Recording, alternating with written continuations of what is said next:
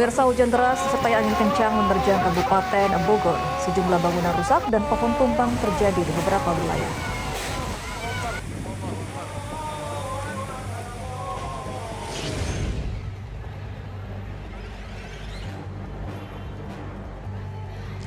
Pelaku perampokan di salah satu toko emas di Kota Makassar, Sulawesi Selatan melemparkan 2 bom molotov saat hendak membawa kabur emas senilai 1 miliar rupiah.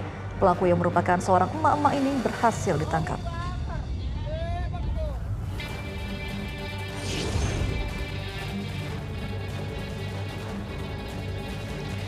Dua dusun di Desa Padasari, Kecamatan Jatinegara, Kabupaten Tegal ditetapkan sebagai zona merah tanah bergerak. Bencana tanah bergerak juga melanda Semarang dan terus meluas.